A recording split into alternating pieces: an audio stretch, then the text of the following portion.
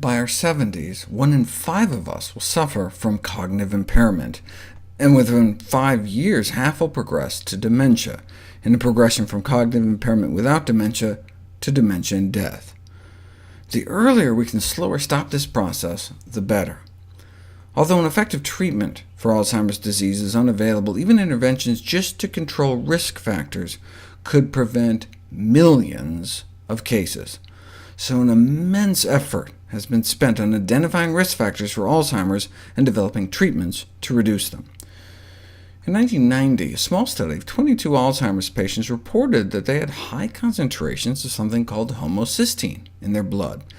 The homocysteine story starts back in 1969, when a Harvard pathologist reported 2 cases of children, one dating back to 1933, whose brains had turned to mush.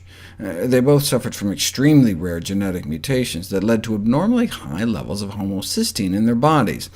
So is it possible, he asked, that homocysteine could cause brain damage even in people without genetic defects? Well, now here we are in the 21st century, and homocysteine is considered a strong independent risk factor for the development of dementia and Alzheimer's disease. Having a blood level over 14 may double our risk. In the Framingham study, they estimated that as many as 1 in 6 Alzheimer's cases may be attributable to this elevated homocysteine in the blood, now thought to play a role in brain damage, cognitive and memory decline. Our body can detoxify homocysteine, though, using 3 vitamins: folate, vitamin B12, and vitamin B6. So why don't we put them to the test? No matter how many studies find an association between high homocysteine, cognitive decline, dementia, or Alzheimer's disease, a causal role, a cause and effect role, can only be confirmed by interventional studies. Now, initially, the results were disappointing. Vitamin supplementation did not seem to work. But the studies were tracking neuropsychological assessments, which are more subjective, compared to structural neuroimaging, actually seeing what's happening to the brain. And a double-blind, randomized, controlled trial found that homocysteine lowering by B vitamins can slow the rate of accelerated brain atrophy in people with mild cognitive impairment. As we age, our brain slowly atrophies, but the shrinking is much accelerated in patients suffering from Alzheimer's disease. Kind of an intermittent rate of shrinkage is found in people with mild cognitive impairment, but so the thinking is maybe if we could slow down the rate of brain loss, we could slow down this conversion to Alzheimer's disease. So they tried giving people B vitamins for 2 years, and they found it markedly slowed the rate of brain shrinkage. The rate of atrophy in those with high homocysteine levels was cut in half. A simple, safe treatment can slow the accelerated rate of brain loss. A follow-up study went further by demonstrating that B vitamin treatment reduces by as much as 7-fold the brain atrophy in the region specifically vulnerable to Alzheimer's disease, to the disease process. Here's the amount of brain atrophy over 2 years in the placebo group. Here's the amount of loss in the B vitamin group. Less brain loss. Now, the beneficial effect of B vitamins was confined to those with high homocysteine, indicating a relative deficiency in one of those 3 vitamins. So wouldn't it be better to not get deficient in the first place? Most people get enough B12 and B6, but the reason these folks were stuck up at a homocysteine of 11 is that they probably weren't getting enough folate, which is found predominantly in beans and greens.